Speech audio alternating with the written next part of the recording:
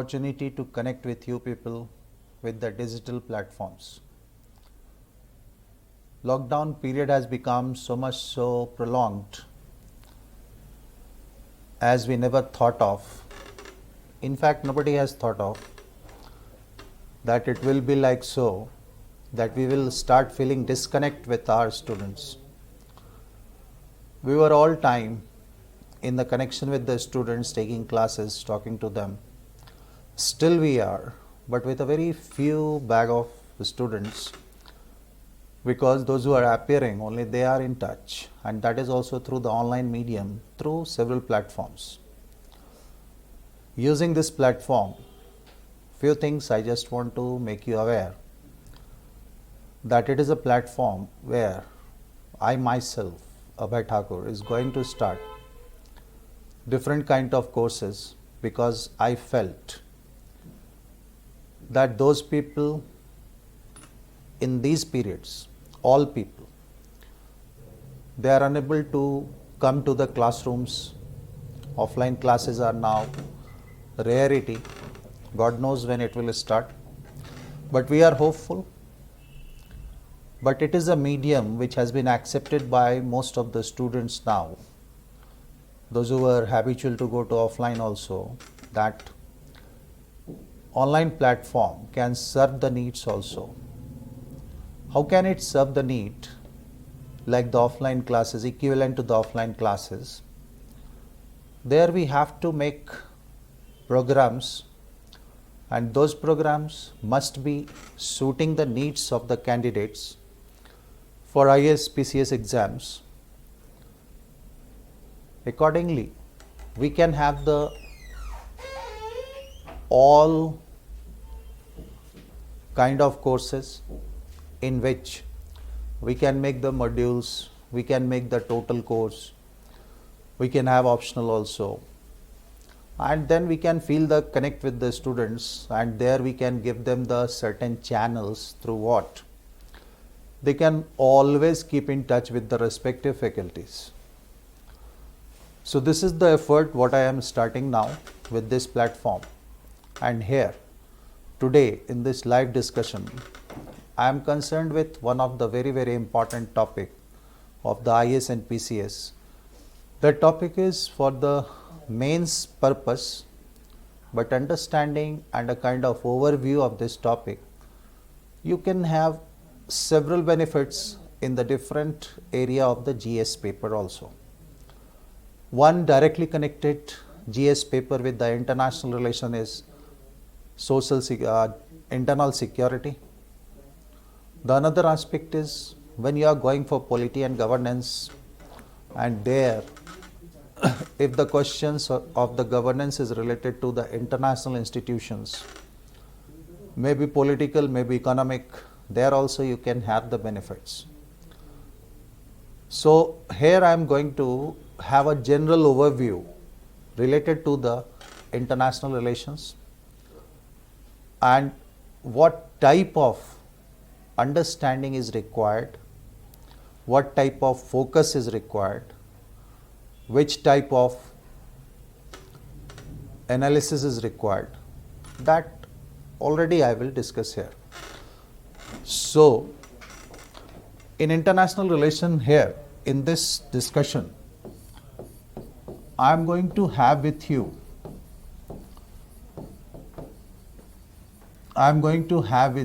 broader discussion on two particular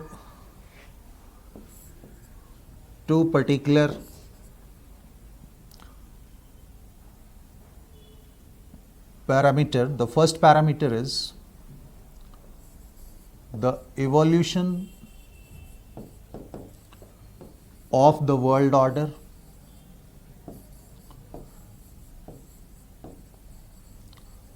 just to be precise, we can also say political order, but now it is also covering the international political economy.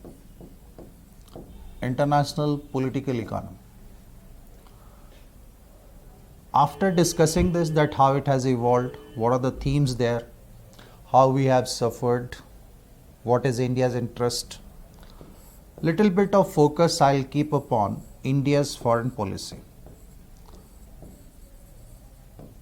India's foreign policy. Here, before starting, I just want to clarify you a few things. Very first thing is,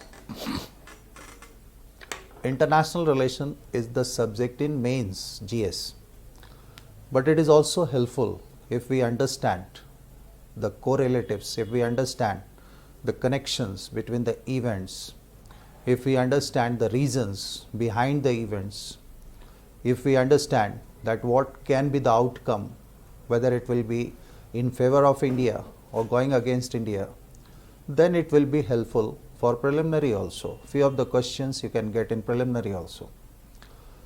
Second thing is, today in this live discussion, I'll use the board less, more discussion I'll give to you. And when I'll finish up the discussion, it is my guarantee to you people, rather it is my confidence, that whoever is listening or whoever will assess this video later on, they will certainly have a broader outlook in their mind frame. The broader outlook means from there they can relate the events what is happening today. Like many of the events are happening today. One is crisis going on in the area of Iran, another crisis going on Armenia, Azerbaijan. To some extent now it is quietened. Few of the crisis is going on with India, related to Pakistan, related to China. Recently we had Galwan Valley incident. Simultaneously in the past, many incidents had happened, and the world political order or the international relations are not only concerned with the events what is going on. It is basically concerned with the overall kind of movement of the circumstances, the forces, because of what the particular events were happening and is happening and is expected to happen. The third thing what I want to make you clear here, that many times I came across with the students, those who are looking for the bookish definitions and all, what I want to say you here, that international relation is the integral subject of one of the particular subject, political science. There the political theorists, political scientists have given so many definitions, so many type of orientations, and thereafter in the academic principles, in the academic in the academics, we can go there and we can analyze those things, we can counter those things, then we can have the things. But here in international relation, what I am going to discuss with you for specifically, strictly, exclusively for general studies purpose. So here there is no need to know the name of the theorists, know the name of the political scientists, although I can give you since beginning from where the discipline has emerged, what the discipline actually had and what is actually having, and who are the new theorists which are giving the current theories, but these are not of our subject area. So before going to that particular point, before starting, you should keep in mind that this discussion is basically for the paper of general studies. So here the name of the political scientist, name of the theories you will not find. Correct? So please remember these three things with me, and then now I am going to start with the international relations. Every time the questions are coming in IS mains, questions are coming in PCS mains, questions, terminologies and the language, if you will go through, or if you are the follower of the questions, what the UPSC has been asking, what the PCS has been asking, several PCS. In those languages, questions seems to be very easy. Like one question recently has been asked by UPSC IS.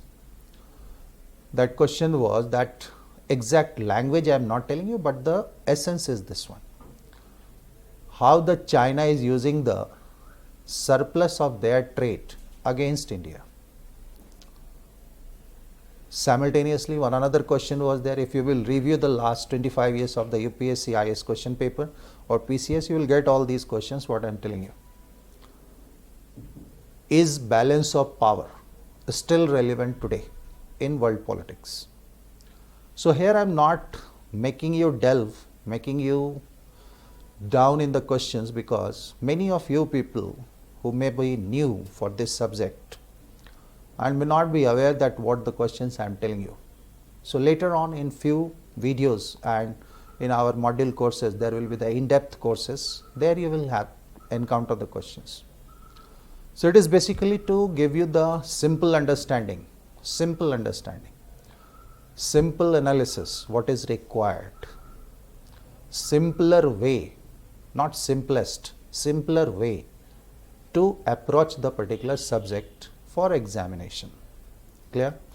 So international relation, if we will look the definition, many theorists have given the definitions, but if we have to understand, we can go for the particular definition that it is an inclusive process. It is an inclusive process that includes all kind of diplomatic activities, all kind of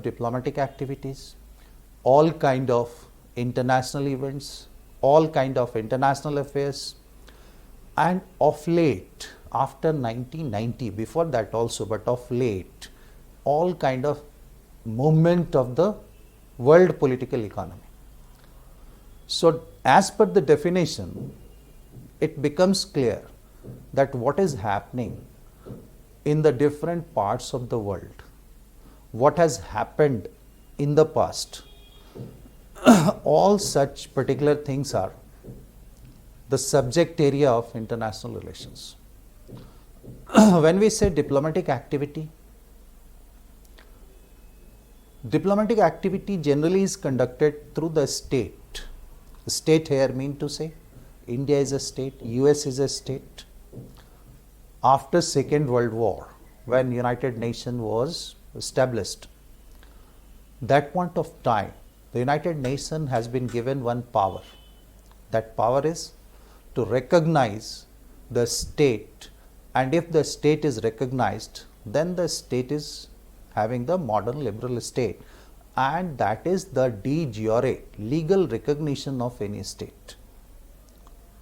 So according to the UN, right now there are states like USA, Pakistan, China, India, all these are states. So when one state is having any kind of interaction, any kind of action, state is a subjective quantity. So the state is run by the particular government, and when the government, one government is interacting with the others, maybe by visiting, maybe by some treaty, maybe by some strategic alliance, maybe by some kind of organizing the festivals, maybe by exchanging the students, all such things are basically under the diplomatic activities. Then there are the differences, the categorizations in the diplomatic activities. These are different things like track 1 diplomacy, track 2 diplomacy. So we don't have to go in this discussion in those details. So here the state has become an actor in the international relation. That is, state is acting on the behalf of their state, on the behalf of their interest, and that interest mostly is now termed as national interest. Those interests mostly is coming under the national interest, maybe the political national interest, maybe the social national interest, maybe the territorial national interest, maybe the economic national interest. So diplomatic activities are basically conducted between states, one or two, maybe more, maybe at one point of time, maybe at different point of time. Simultaneously, the international events, international incidents, international affairs, what are going on, like any event if happening in the Palestine, any event happening in Israel, any event happening in Azerbaijan, Nagorno-Karabakh, any event happening in any part of India, which is having the focuses, which is having the potential to disturb or to influence the world political system, that is known as international incidents, international affairs, and there the all states comes at one platform and all states starts trying either to control or to combat or to get some solution of that particular problem. So this is what the international relations. Here you can go for different kind of definitions if you are having the political science, or in academics you can go and watch out and can give so many definitions over there. But for our purpose, they will never ask you the definition, but to understand, the definition is basically it is an inclusive process that deals with the diplomatic activities, that deals with the international incidents, that deals with the international affairs and such type of things. Now, when we say international relations, there is one common myth which is existing, that whether some incident which is happening in India, some incident which is happening in Pakistan, some incident which is happening in some other parts of the world, whether they can be the part of the international relation or not. Yes, they can be the part of the international relations, because the international relation definitions are saying, especially the constructivist theory is there, and they are saying that if the particular problem is having the potential to develop as an international problem or to influence the international politics, then it is the area. Otherwise, it cannot be considered as the part of international relations. Okay. So now see, the international relations, when we are covering the international relations, mostly we are seeing the evolution of the modern political world, that how the world has evolved, what were the factors that the world has evolved, how can we characterize that political world system, what is happening today, and how we can characterize the today's political world system, why such things are happening, who will be responsible for that. All such things I am discussing in the first topic. Like when we say evolution of the world political order or the world order, in that context we have to keep in mind the areas where we have to go and we can check that what is happening and what had happened. So in relation to the first topic, when I am going, we can come to the particular things. Very first thing is the evolution of the foreign policy. Evolution of the foreign policy of USA and USSR. This is United States of America. This is Union of Soviet Socialist Russia. And then the second aspect here will be Cold War. And then the third aspect here will be post-Cold War. Post-Cold War. The period of Cold War is taken from 1946 till 1991. And here the post-Cold War is 1991 onwards, which is going on right now. So you can see the things are connected. It is not in isolation. We cannot say that the post-Cold War area does not have any kind of connection with the previous Cold War area and the evolution of the foreign policies of USA and USSR. So with this, to start with the discussion, that when there was the World War I going on, in the World War I there were the two groups. One group was headed by Britain and the another group was headed by Germany. The causes were there behind the World War I. That time Russia was there, and Russia was ruled by monarchy people. The rulers were known as Tsar. Once they were ruling there, the revolution was in making within Russia, and the revolution happened in 1917. That is known as Bolshevik Revolution. When that Bolshevik Revolution happened, Lenin emerged as the leader, and Lenin announced withdrawal of Russia, because Russia was fighting, contesting on the part of Britain, from the side of Britain. So Russia was announcing the withdrawal from the particular war. And when the war, Russia has withdrawn, that point of time, the Western people, the Western nations, Britain, France, America, they did not like that. They were not supportive of this particular withdrawal. Correct? Germany, who was fighting against the Britain, France, America, Germany attacked upon Russia in 1918, in the month of March. When Germany attacked, Russia was a new nation. It has very, very recently undergone through the Bolshevik Revolution. So Russia did not have the military power, neither have the economic power. So at that point of time, Russia basically had to come into some treaties, some terms with the Germany, and this was disliked. So here, this is the first thing. Here, this is the first turning point of the evolution of the modern world started. When the Russia had gone to the Germany, and then the Russia, when accepted the terms by the Germany, it was disliked by the Western powers. Simultaneously, when the Lenin came over there, Lenin was supportive of one of the particular ideology, that was communism. That was communism. So the total world at this point of time was seeing the evolution of two ideology during the First World War and after the First World War. One was communism and the second was the evolution of the capitalism that was supported by the Western Bloc. Simultaneously, what happened when the World War I ended? There were so many treaties between the nations. Germany was a defeated power, so Germany was kept under several severe kind of disrespect by the victor powers. Victor powers were Britain, France, America, but circumstances emerged, and in those circumstances, Italy and Germany again started reasserting themselves, and in that reasserting of their sovereignty, they became highly radical in their approach.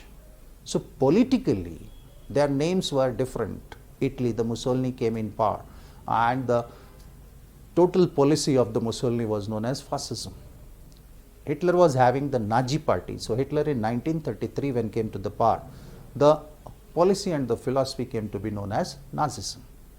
Meanwhile, in this background, one particular event was coming since 17th century. That particular background was the democratic form of the government.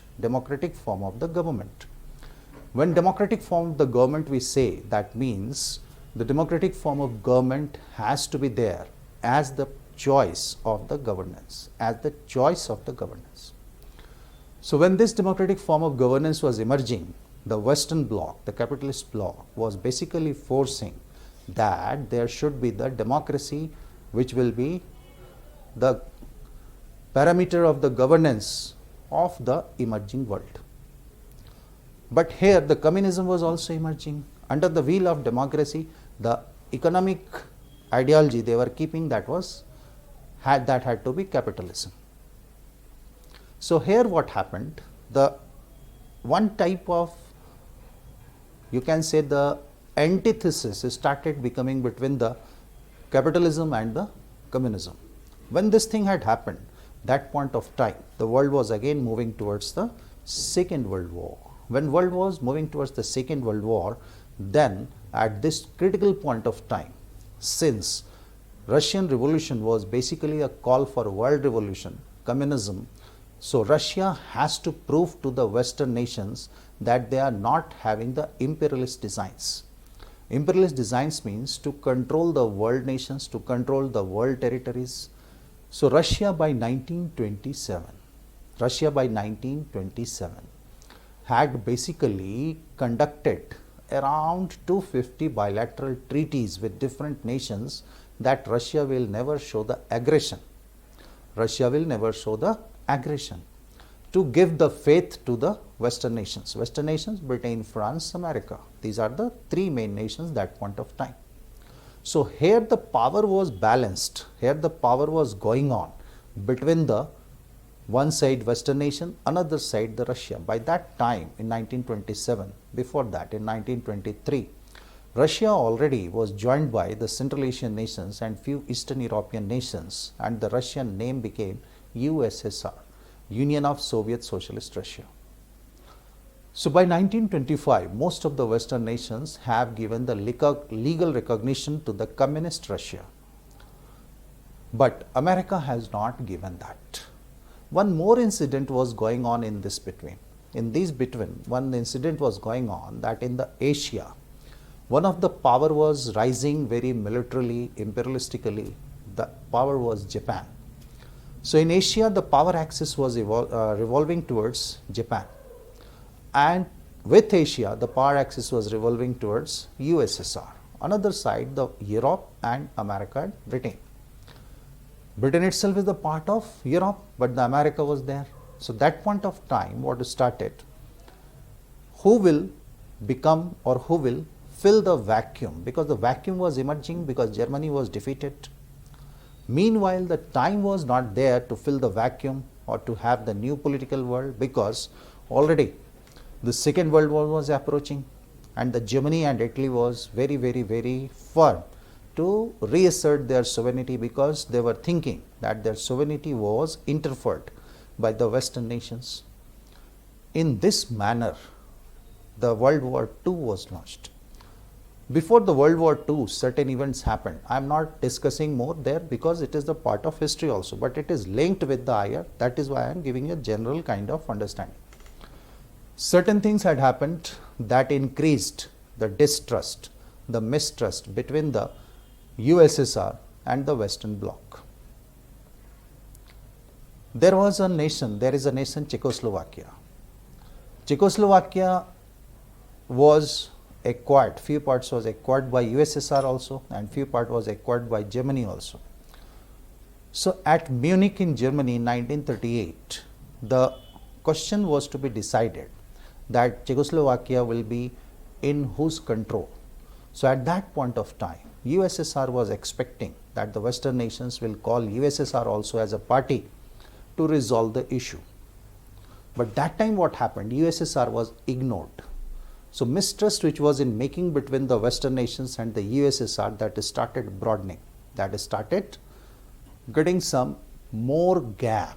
So at that point of time, when USSR had seen that the Western blocs are not basically calling USSR, simultaneously USSR also had one perceived notion. That perceived notion was that the Western blocs not doing something to Germany because they are observing that Germany will counter, Germany will end communism. So in this mistrust, the Soviet, the USSR had a treaty with Germany in August 1939. And during the Second World War, in August 1939 to 1941, USSR had fought on the part of Germany. And this one part was Britain, France, USA. Another part was Italy, Germany, Japan and USSR. So the deepening of the mistrust and the evolution of the two type of ideology, one was capitalism, one was communism. That was basically indicating that point of time only that in future a new world will come. New world, new political order will emerge. But which kind of political order will emerge? That was not basically ascertained, because already the Second War was going on, Second World War was going on. This particular point of time, when the Second World War ended, by that time, okay, one more thing you have to understand. When USSR was on the side of Germany, then how USSR again came to the side of Britain. What happened in June 1942, correct? The Germany, even having the treaty with the USSR, Germany attacked upon USSR. Then USSR was left with no choice. USSR had to join the particular group of Western nations. So by that time, for the remaining period of the war, the USSR became the integral part of the Western bloc, that is capitalist bloc. But that was not basically assuaging or reducing the mistrust or the ideological gap between the two blocs. That was remaining at their own position. Finally, what happened when the Second World War ended? The Yalta Conference was called, 1945, February 1945. At that Yalta Conference, the question of Poland was to be discussed. Thereafter, the question of Czechoslovakia discussed. In all those, Poland and Czechoslovakia, the two blocs became separated. One bloc was Western bloc, another bloc was USSR bloc. Western bloc was having the capitalism ideology, while the USSR bloc was having the communism ideology. So it is basically the bifurcation of the world order, bifurcation of the political order. The whole world later on till 1991 was to be under these two particular power, and those two particular power later on termed as superpower. One was USA, another was USSR, and the whole world political events, economic events was the reflection of the indirect war between these two superpowers. And this is basically the story known as Cold War. Clear? So, emergence of the modern political world, the root is in the World War I and World War II, and the developments just after the World War II. In that context, if we will see and analyze that why it happened, then we have to go for the evolution of the foreign policy of United States of America. When we say United States of America, it was earlier the colony, nominal colony of the Britain, then got independence. Then its foreign policy in the modern world is being traced from the year of 1801. There the person, his name was Jefferson, he basically gave the policy of peace. That was the policy of neutrality. That means neither USA is an intervening power, nor USA is interested in any other nation. But this neutrality policy was overruled by the Monroe Doctrine, and Monroe Doctrine came in 1823. Monroe Doctrine was basically the policy which was issued against the European powers, because European powers were trying, especially the Spain, European powers were trying to invade in the South American territories. What is the total America today? So Monroe Doctrine was saying that none of the European power will invade or will come into intervene in any of the matter of the South America, because if they will come, it will be thought as that the America hasn't been intervened. So it is known as the policy of isolation, policy of isolation. But in this policy of isolation, the policy of isolation was only and only under the Monroe Doctrine for the South American states. But it is not for the Far Eastern states. It is not for Far Eastern states like Asia. It is not for the other states. Simultaneously, the another turn in the United States foreign policy came with the open door policy of 1899. There the Secretary of State in USA, the open door policy was basically saying for the Far East, East geographically the designation, that is Asia, China and other parts of Asia. The open door policy was saying that the trade and other economic aspects should be equally opened for all, should be equally opened for all. So these three policies were there, in which the Theodore Roosevelt in 1904 added some more dimension, and that dimension was external policing. External policing. So from here, slight turn of the American foreign policy was towards the intervention, intervention in the other matters of the world,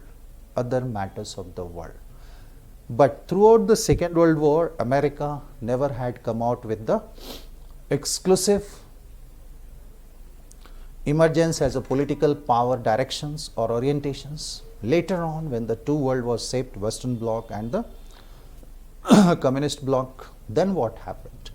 Throughout the Cold War, American policy was basically attempting to contain the communism, to spread the capitalism and to spread the democracies in the major part of the world.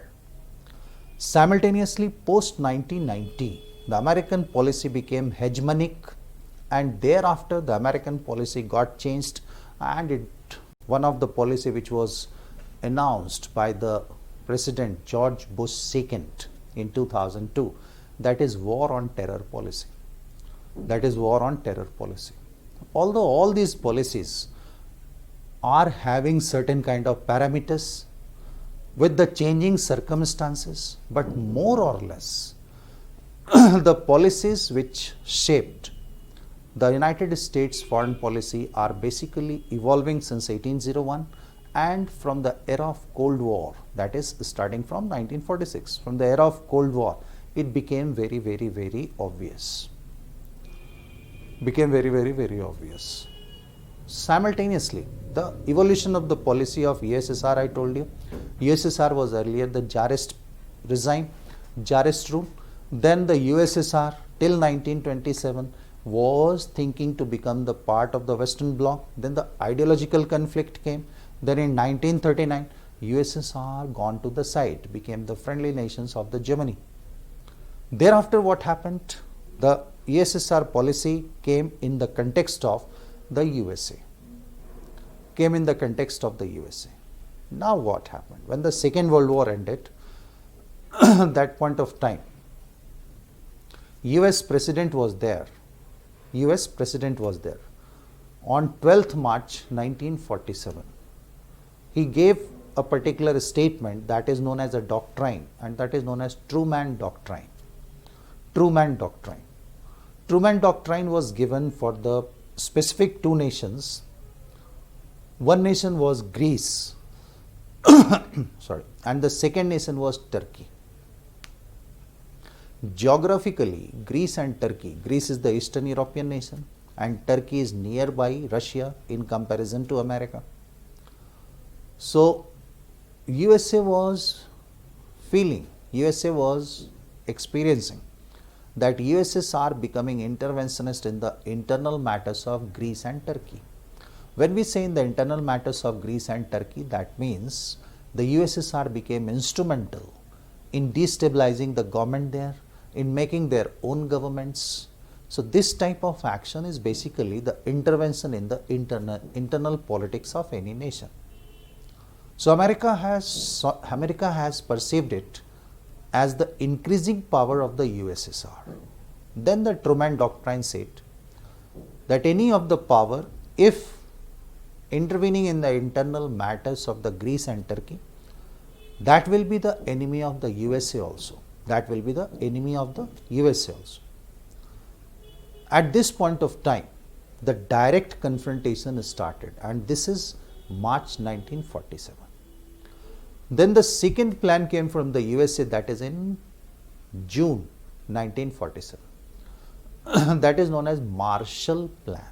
Marshall was basically the administrator at the higher rank in USA. That Marshall Plan was not only for Greece and Turkey, it was open for all nations, maybe European, maybe Asian, maybe Southeast Asian, any nation.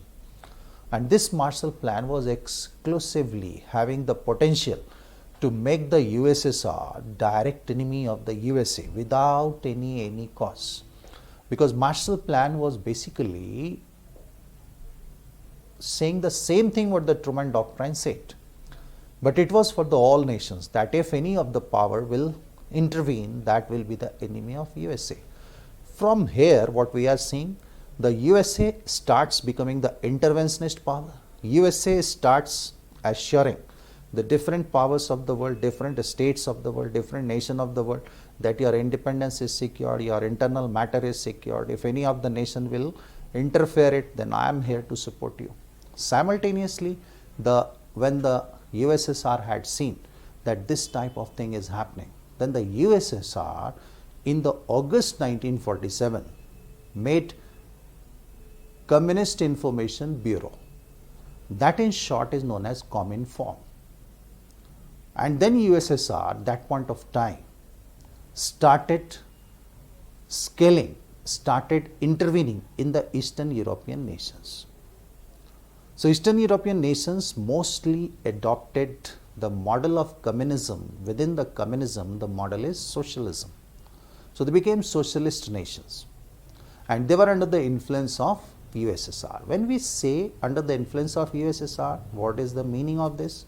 Meaning of this is that for all purpose, for security purpose and for other purposes, the USSR will be there for support of those nations, conditioned those nations will be all time listening and all time acting under the direction of the USSR. So this is what the influence, and this is what the clear-cut evolution of the Cold War.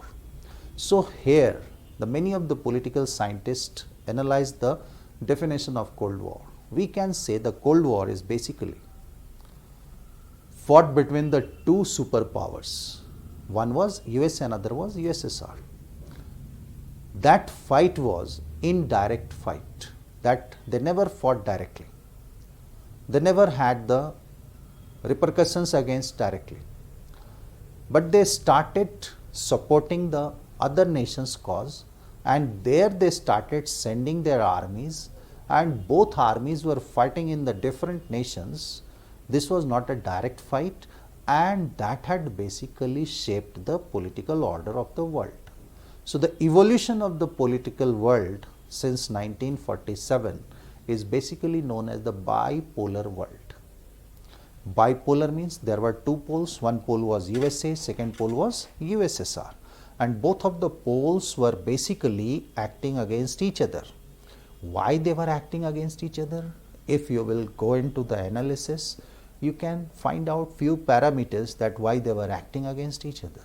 The first parameter, the parameters I am coming, but if you will find out the causes that why the Cold War had started, then in the causes already explained with you, there was a mistrust between the USA and USSR that was in making.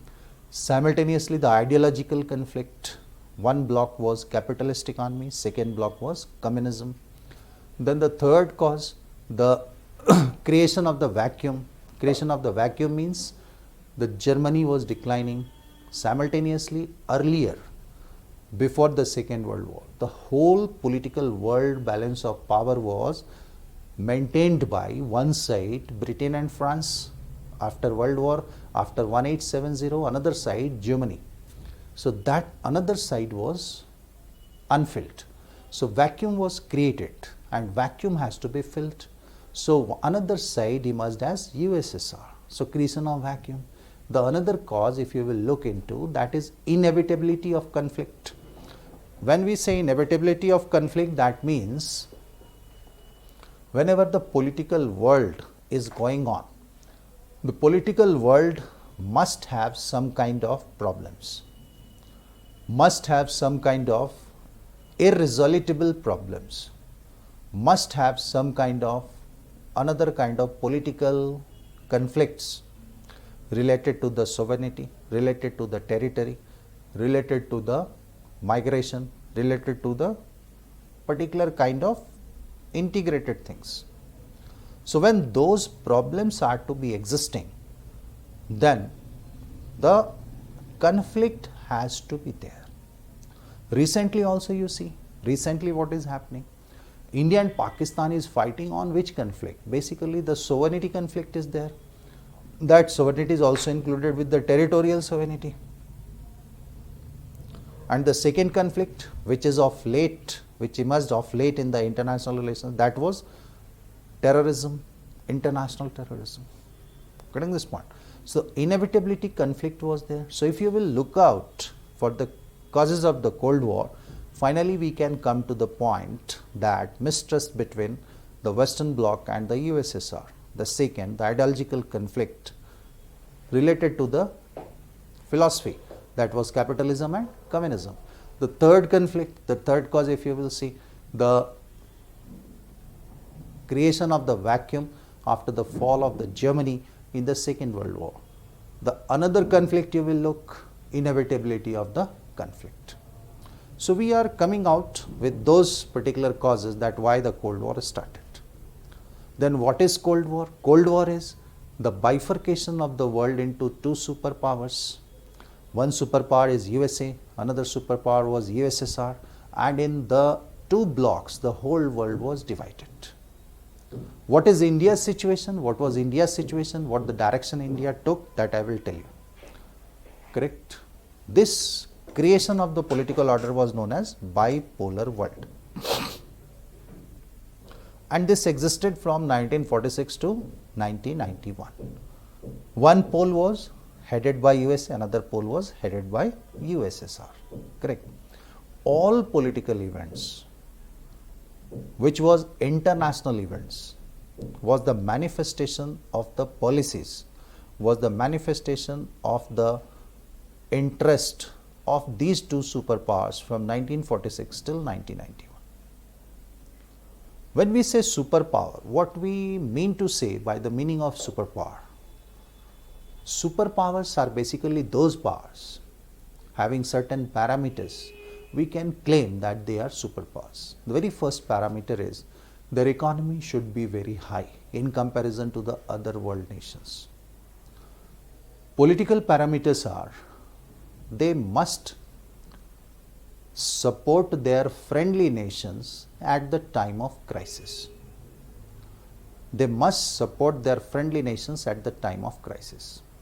Now, support is of which kind of support? Support is of all kind of support: political support, economic support. Political support, economic support. In political support, many different type of supports are coming, like military support, weapon support, technological support, all such type support to be given. Any nation who can become or who aspires to become the superpower, they must have this type of ability to support their friendly nations. One more parameter is there of the superpower, that who is superpower? That superpower must have the ability to resolve the political issues of the world. Superpower must have the ability to resolve the political issues of the world. Resolving the political issues does not mean eliminate them. It is sometimes impossible, many times impossible. Resolving the political issues means somehow make the arrangements so that the world will be going on, world will be progressing in a particular system. None of the conflict should be allowed to become so much so higher so that it can lead to the disastrous war. So when these parameters are fulfilled by any nation, they are known to be the world power. Both of the parameters were fulfilled by that time USA and USSR. After 1991, these parameters were fulfilled by USA, and after 1996, these parameters were fulfilled by Russia and China. Russia and China. So broadly, today, three superpowers are there. One is USA, second is Russia, and third is China. And the whole world politics is manifesting the interest and the influence of these three superpowers.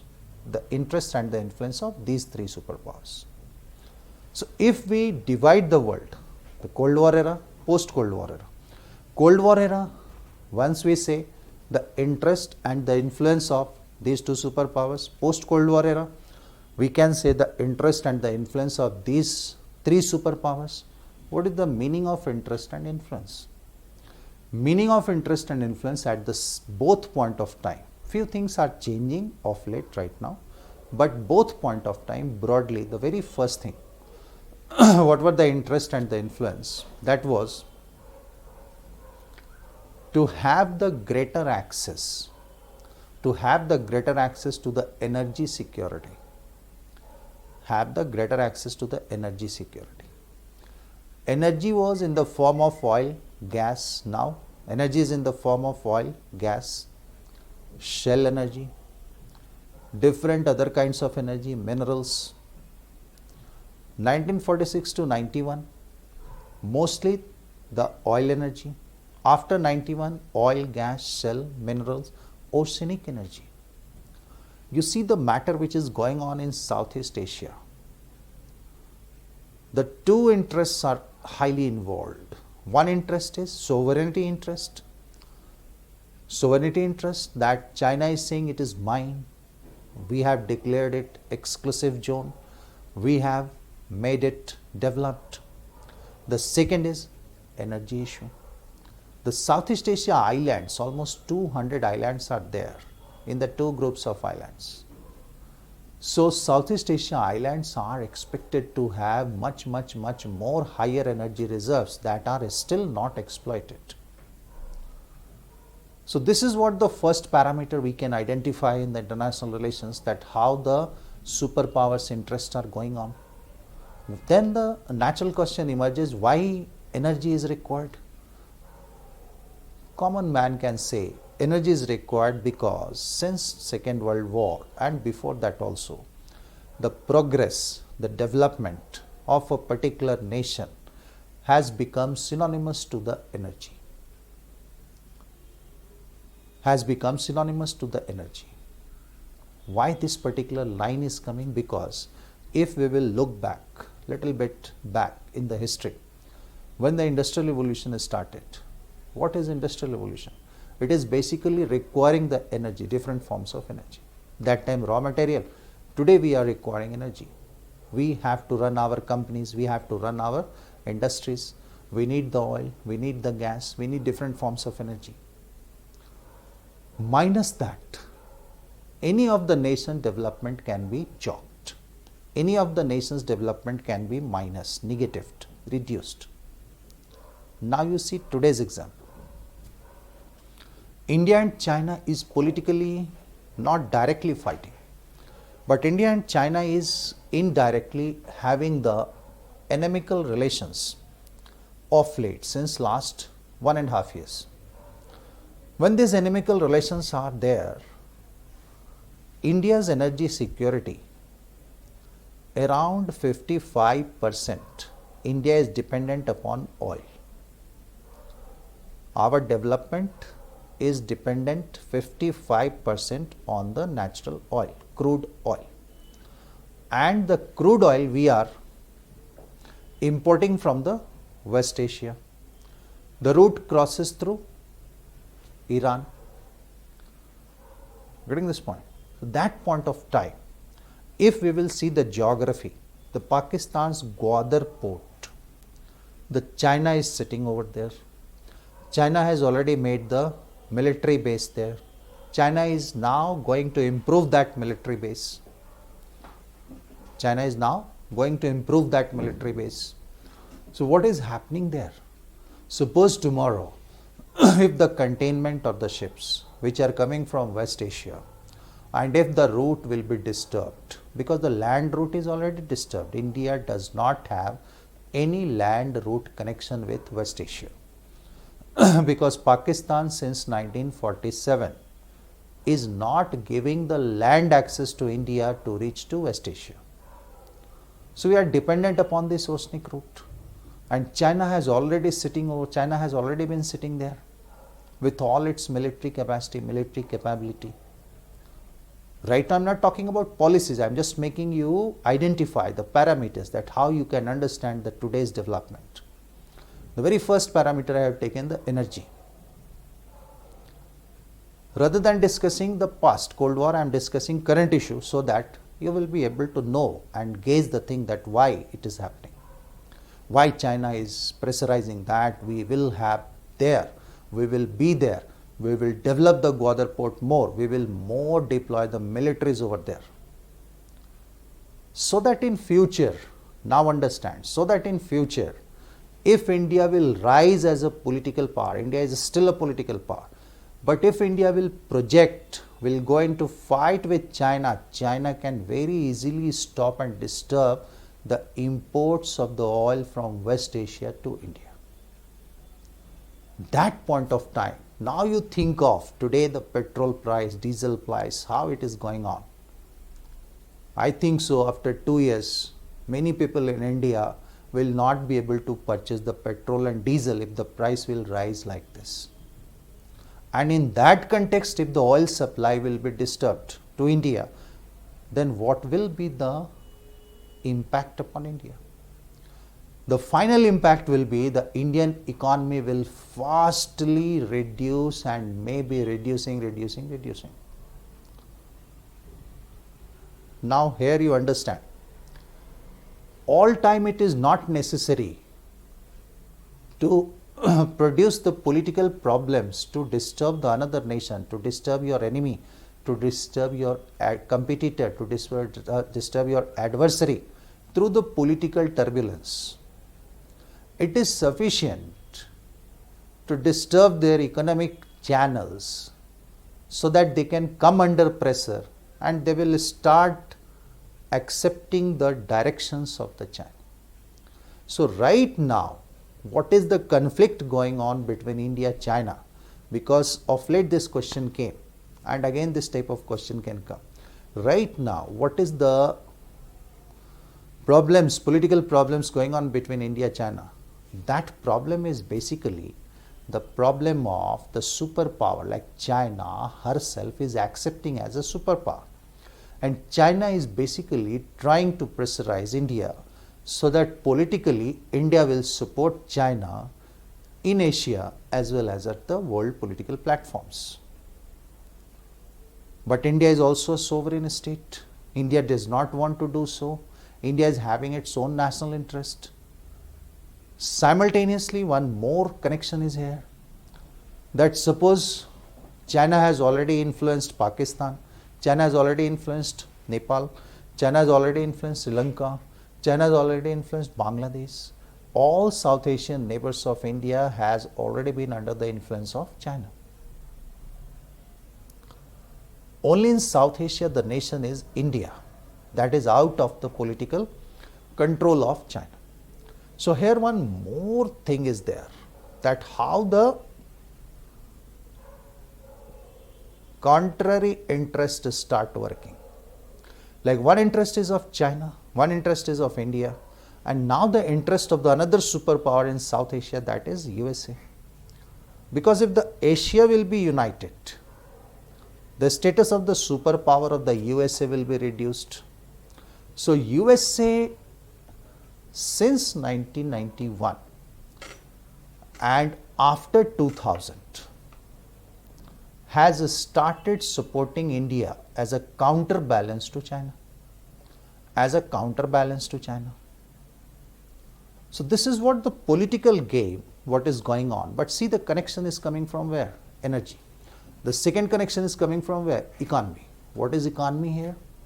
Economy here is related to the market, and second thing is related to the market of weapons, market of arms. Like recently India is not having the money to fulfill its own basic needs, but India was under compulsion to purchase the Rafale, under compulsion to purchase the 40,000 crore rupees of weapons from Russia, under compulsion to purchase different weapons from Israel. So what we are lacking? Where we are going? We are lacking the development of socio-economic infrastructure internally in India. Rather, our money, our growth is invested in the defense. And this is for whom? This is for what? China has started the policy, and to counter that policy, we have to invest more. Now, China is not directly coming into the contest with India. India-China had already won war, only one war, that is in 1962. Thereafter till now, no direct war has been fought. But all time, China made the policies so that the growth of India should be channeled towards the more defense sector rather than developing the infrastructure sector, rather than developing the social sectors. If we will develop the infrastructure sectors and other sectors, that means we will be able to counter the China in the near future. If we are fighting, if we are going for war, that is not the resolution. War is not the resolution. War can give the certain period of time of advancement, but war can never resolve any issue. War can never resolve an issue. In political science, if we will go for the theories, like the theory of realism, these are the integral elements of realism. Realism says if diplomacy fails, war will there. Realism is giving no place to the international morality. Simultaneously, when we will come to the constructivist theory, it gives focus to both power and morality. So without delving into those theories, this is the analysis. The analysis comes on the basic of those particular theories. So this is one of the interest what between 1946 to 91 and after 96 till now is with the superpowers and the other nations. The another interest is definitely the sovereignty interest. What is sovereignty interest? Sovereignty interest is that when the decolonization started as a political process, it is started with the decolonization of USA in 1776. But most of the world nations became decolonized after World War I and after World War II. So when this decolonization process started, thereafter it was thought that every nation is a sovereign nation and their sovereignty should not be interfered, not be intervened by any other nation for any other cause.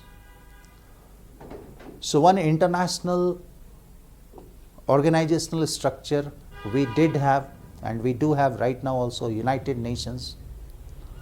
And one of the organs of the United Nations, that is Security Council, has been given the responsibility to look after the emerging political problems of the world, not only in one area, on other areas also, every area. Because the world had already gone through 2 disasters and the world power, still they are superpowers, but none of the world power, none of the sovereign nation is expecting to go through the another disaster. Because this time if the disaster will happen, many of the world nations are nuclearized. Many of the world nations are atomized. So everywhere the destructions will be many more. Maybe the 60-70% world will be finished. Maybe. So the world politics with the sovereignty came to be associated with the political deterrence. And in the political deterrence, many new things started since the Cold War era only. The very first thing, make yourself nuclearized. Very first power who tested the nuclear power was USA in 1944. Then the second was USSR, 1949. Then few more power tested their nuclear capacity. The second stream what emerged with here is the control of the proliferation of the nuclear powers, that is known as disarmament. And under the United Nations, different types of treaties were brought up, like one is the very famous treaty, that is non-proliferation treaty. Still it is working on many of the problems, like the Iran problem what you are seeing today, that is the problem of basically the control of the nuclear weapons. So from there it has emerged and still it is going on. So if you will see many issues today, like between India, Pakistan, between Israel, Palestine, clear. If you will go to look after between India, Sri Lanka, there is an island. If we will see the Doklam issue, if we will see the Galwan issue, all issues are basically related to the sovereign issue. That the bordering nations or the other nations are trying to occupy the territories of India. So at that point of time, what is happening, we have to countermand them. So here not only the superpowers interest, rather the interest of all nations are involved.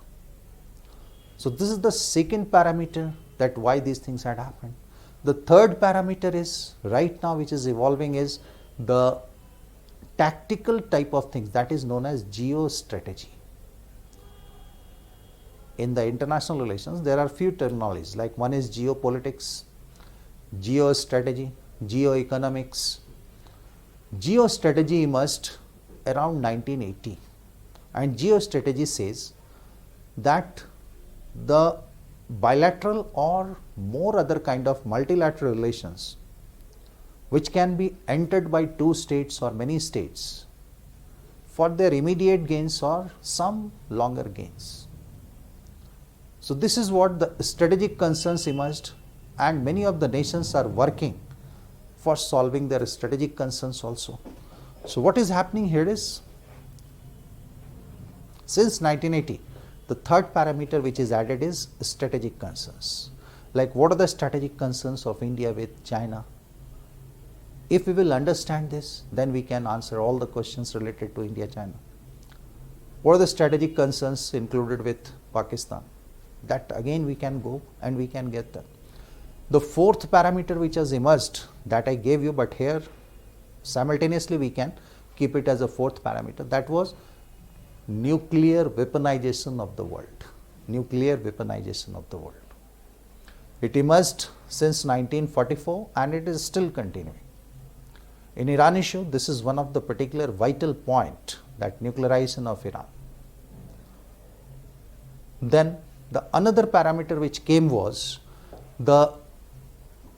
during the Cold War it emerged and it is still going on. The another parameter which came was, this is in political science termed by the few political scientists as a civilization war,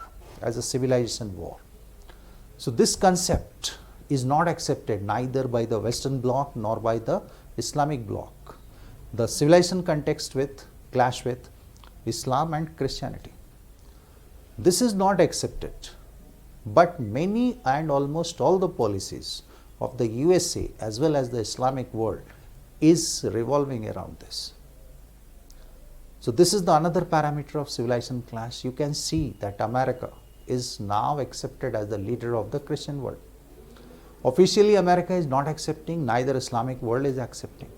So you just see that for that purpose, with the war on terror policy, in the post-Cold War era, America has gone for the intervention of Iraq, that is known as Iraq War or Gulf War II in 2003. And then with the same reason, America started intervening, taking the excuse of the nuclear weaponization in the Iran since 2004, and still the matter is going on.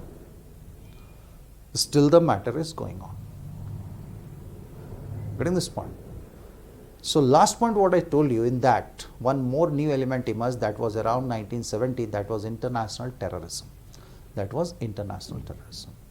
So this is what we can divide, and we can find out the parameters connecting with the Cold War and connecting with the post-Cold War. We can have a very, very, very broad outlook, and we can understand it very clearly that what is happening today and why it is happening today. Then the analysis will come directly to you. Few of the manifestation I am telling you of Cold War and the post-Cold War. Then I will come to that India's foreign policy, that what is India's stake since 1950. Like when the bipolar world was there, 1946 to 1991, that point of time, what had happened? Because of the two superpowers conflict, the major problems which emerged to the world, the very first problem emerged in 1948, that was Berlin blockade. The second problem emerged, that was again very vital, that was Korean crisis 1950 to 1953. Simultaneously, the third problem which emerged, which was again very vital, that was Suez Canal crisis 1956. Fourth was again very vital, that was basically the world has somewhat saved from entering into the another disastrous war, that was Cuban Missile Crisis 1962. Then the another major thing emerged, that happened in the Vietnam War, that ended in 1975, started around 1962-63 but ended in 1975. In last I will give you 2-3 questions verbally that now will start coming in the examination. You can think of there what and how we can answer those questions. Then the last crisis which was very vital, that was invasion of USSR in Afghanistan 1980 to 1986. Then the Cold War ended in 1991, and thereafter the hegemonic world started 91 to 96. The hegemonic world means the USA start behaving like that they are the only superpower of the world, and whatever they will say, that will happen. But in 96, this hegemonic status was again challenged by the rise of another axis, that was China and Russia. And since 96, there are so many events took place. Before that, 1 or 2 events also took place. Like one of the event that the China has given the first signal by the formal announcement of Shanghai Cooperative Organization to counter the influence and interest of USA in Central Asia. Simultaneously, China has offered India to make one axis, that is Russia, India, China, that later on culminated into BRICS. Meanwhile, The second thing came on war on terror policy, Iraq war 2003, then Iran crisis started 2004, then the Arab Spring started 2008. The Syrian crisis which is going on right now, it is the extension of the Arab uprising. And right now, what are the problems going on is Iran crisis, Azerbaijan, Korean issue, Korean nuclear weaponization issue, issues related with India, Pakistan, issues related to Israel, Palestine. So all such things are basically the manifestation. So Cold War era also I gave you certain manifestation. Post Cold War era also I gave you certain manifestation. I remember one question has been asked by IS, if you will review the question from 1995 till 2020. I have seen, but right now I am not remembering the year. When I was preparing, the question came was, 20th century was the century of oil. 21st century will be the century of gas. Comment. 250 words. So, we must have the ability to understand the overview like things so that we can connect the things that what is happening, why is happening. If you have understood what I discussed slightly, little bit, then you will be able to answer this type of question. Getting this point? Now see, this is what the first thing what I discussed with you. The second thing what I told you, that little bit of India's foreign policy we will discuss. So very first thing I just want to try to explain that what is foreign policy, how can we define. Again the same thing you have to keep in mind, don't start giving the political scientist definitions directly. You'll have to write in your own words, in your own language, in your own understanding that what is foreign policy. We can define like it that it is the outcome of all domestic needs, all domestic factors, all domestic kind of events, all domestic requirements that should be shaping the relations of India with the other nations. That should be shaping the relations of India with the other nations. This is what a kind of foreign policy definition. Because you see, if today we are implementing CAA, Citizenship Amendment Act, that is what? Our domestic requirement, our constitutional guarantee is there. But simultaneously it is shaping our foreign policy with Bangladesh, with Pakistan, with Afghanistan. So we have to be very aware that actually what is there and how can we explain the things. Many of the domestic requirements, factors like suppose we need the economic investments, FDI, we are coming close to those nations who are having the more money to invest in India, like with USA. China also was interested, but since China we are having certain estrangements of late recently, so we are not inviting the Chinese money in India to be invested. So all such type of things we have to know, then we can come to this particular definition. India's foreign policy is also the outcome of the domestic factors, requirements, needs, necessity that is shaping India's relations with the other nations. Then there are the phases in the India's foreign policy that I am coming to, but every foreign policy is having certain principles. So India's foreign policy is also having certain principles. Principles means on which basis India will shape her own relations with the other nations. A certain basis should be found, certain formula should be there, certain parameters should be there on which we can go to the USA and say, on this basis we can make a relation with you, on this basis we can make the certain arrangements with you. So the India's foreign policy principles are, broadly I am giving you the very first principle which was adopted by the India, that was Panchashil. Panchashil although was signed with China, but Panchashil became the vital parameter of conducting the bilateral or multilateral relations with any nation from the side of India. Simultaneously, the second principle which was adopted was non-alignment. I am not discussing Panchsheel non-alignment here, just I am making you aware. Non-alignment. This is still continuing. The third policy what we adopted, the militarization of India. Militarization of India. That already started after 1962. Fourth principle, if you will see, those principles are obsolete, but I am naming it anti-colonialism, anti-apartheid. Thereafter, post-90, many principles have been adopted to shape the India's foreign policy. The very first principle post-90 that came in 1992, and the name of that policy is Look East policy. Now, when this government came in 2014, the name was changed Act East policy. Both are same. Look East policy. Now in 2014 it has become Act East policy. Simultaneously, the next policy came that was only for the South Asia. That is known as by the name of the Prime Minister Indra Kumar Gujral.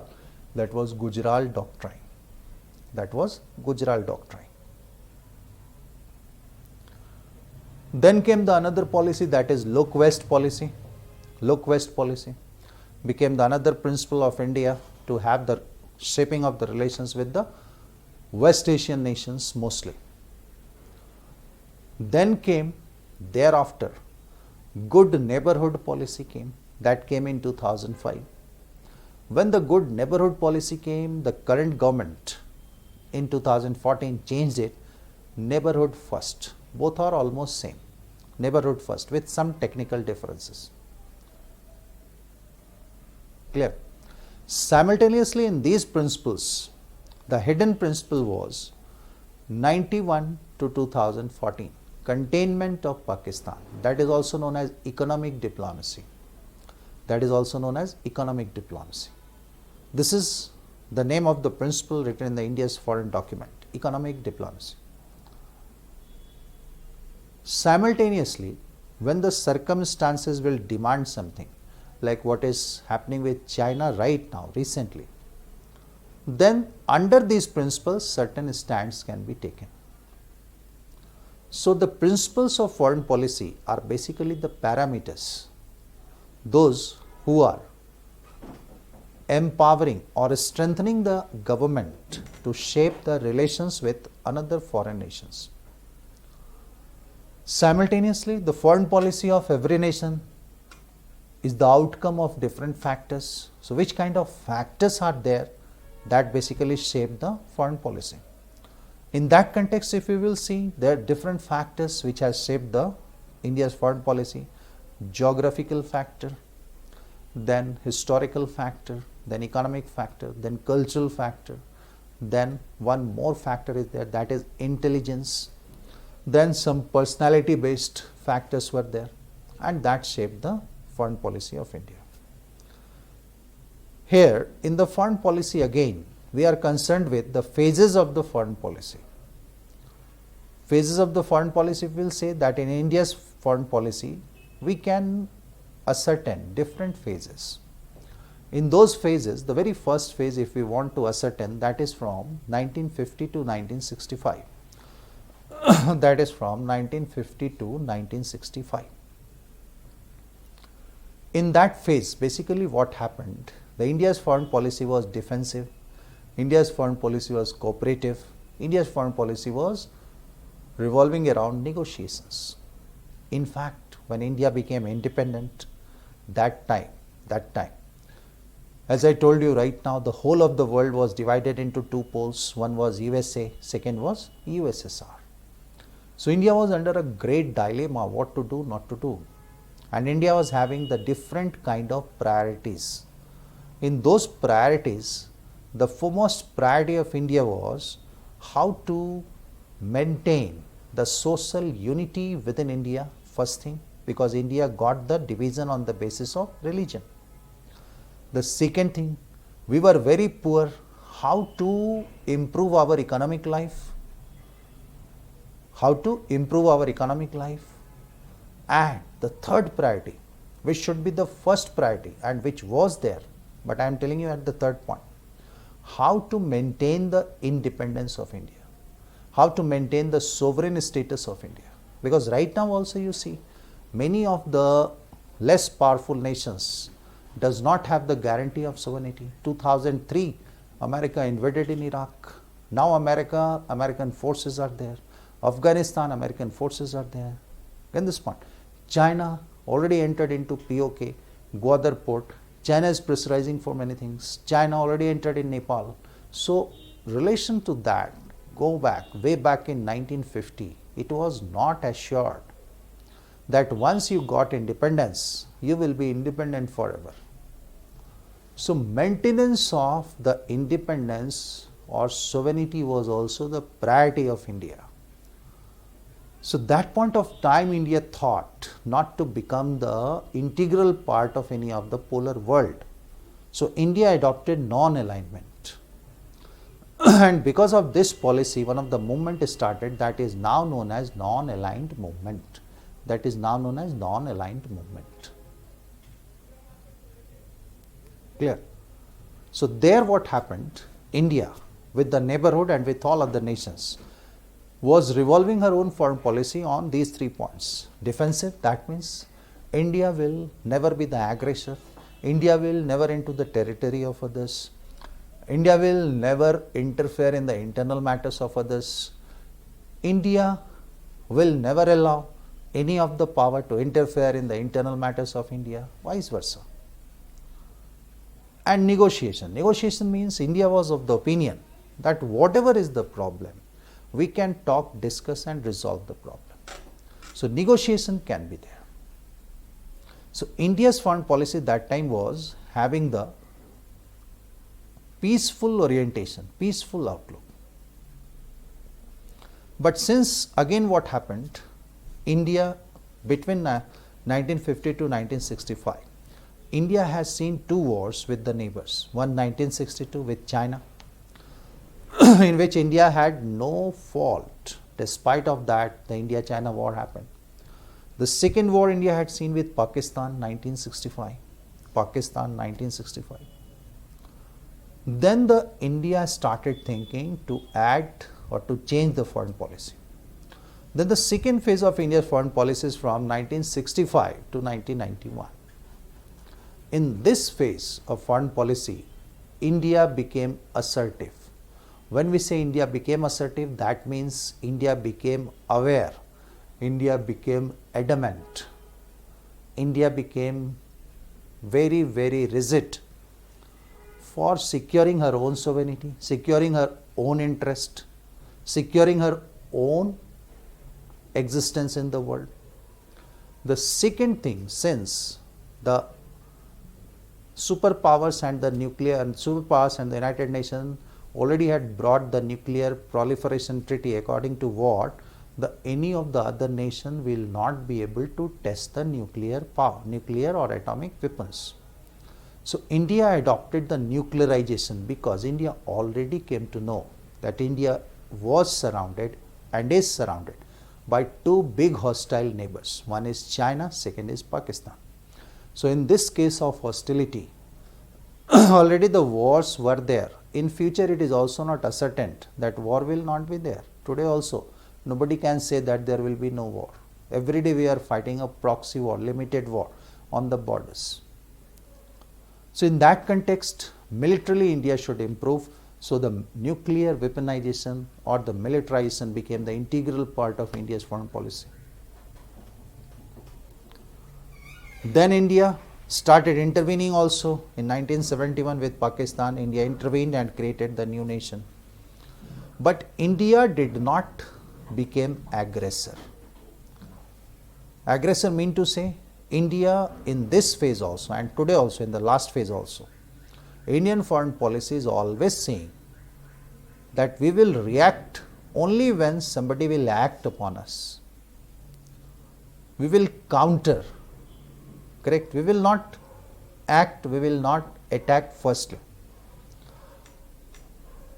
Then in the third phase, 91 onwards, India's foreign policy, including the assertiveness, including the militarization, India's foreign policy moved into the varied dimensions.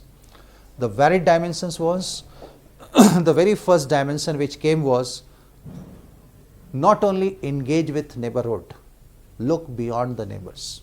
And India started negotiating with Israel, India started negotiating with USA, India started negotiating with the African nations. So it gone beyond the borders.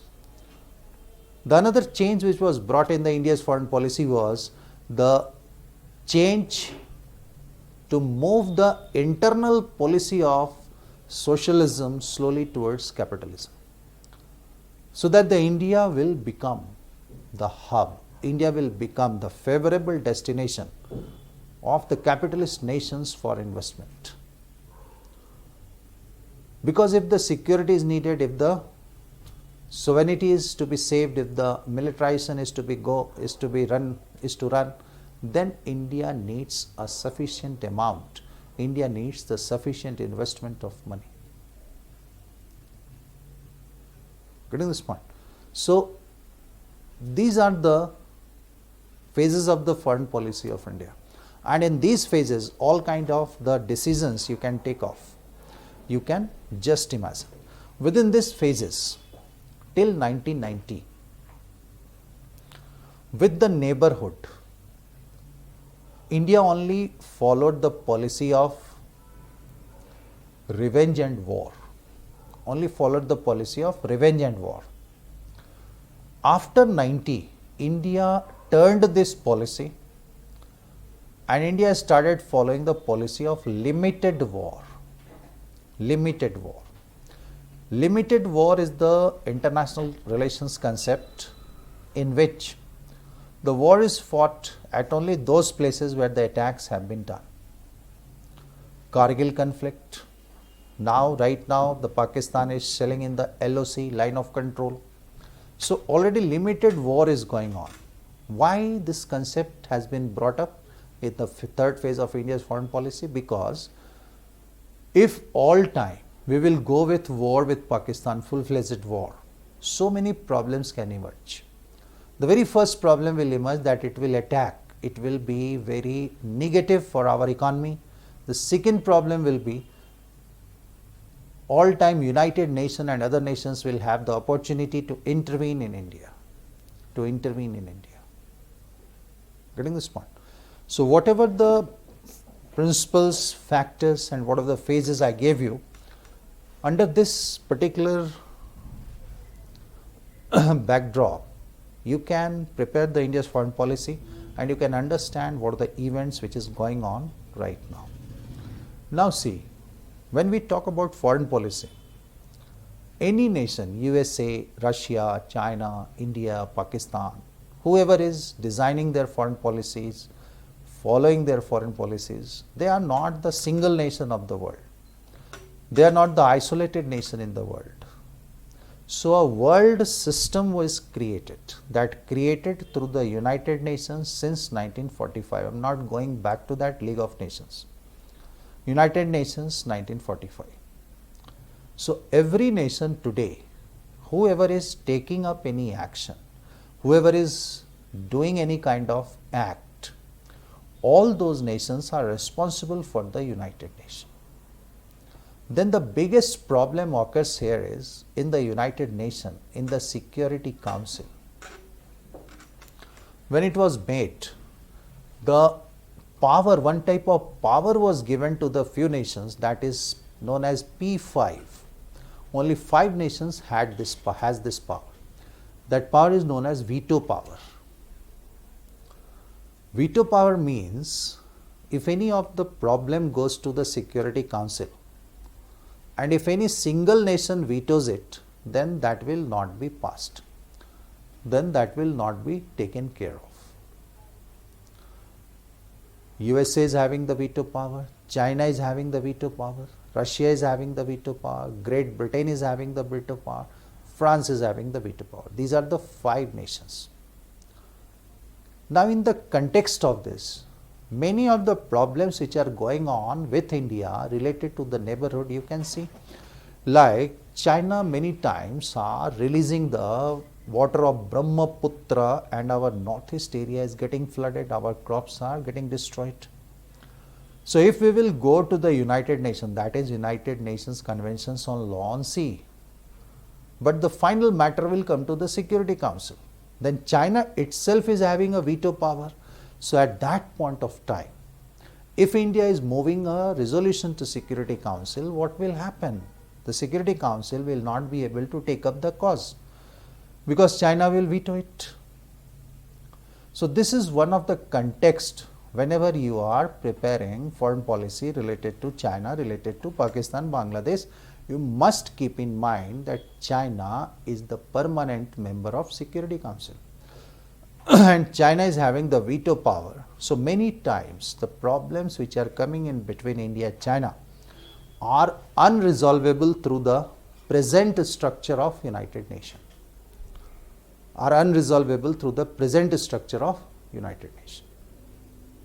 Then what is the solution? This your mind can also ask. The solution here lies with diplomacy. Solution here lies with dialogues, discussions, bargaining, negotiations. Solution here lies with, if all these will not work, then the final solution lies with sort of war. But neither China nor India is intended to have the war, because war, I told you, is not the medium to resolve anything. It is only for some period, is giving certain kind of relief to the nations.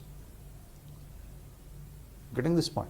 So diplomacy of different kinds should be adopted by India to tackle those things.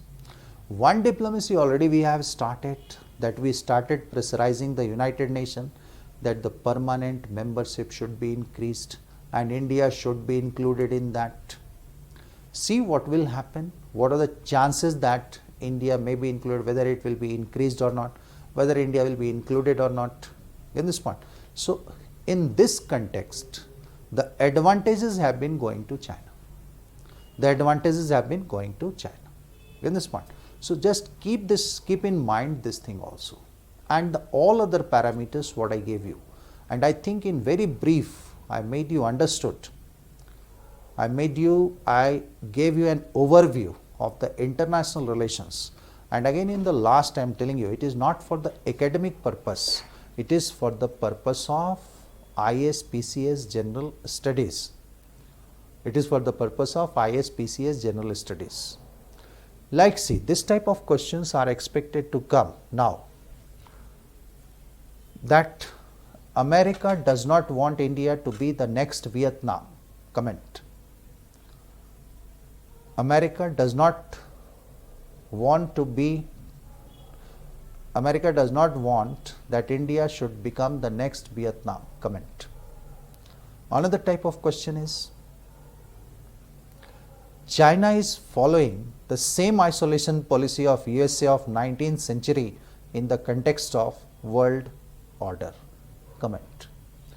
This type of questions are expected to come, and one overview I gave you. Whoever has been present here, since today our screen is not working, so I am not seeing you and I won't be able to answer you, or doubt session I won't be able to take. But whatever the doubts etc. you do have, you can just message through the Mobishala app.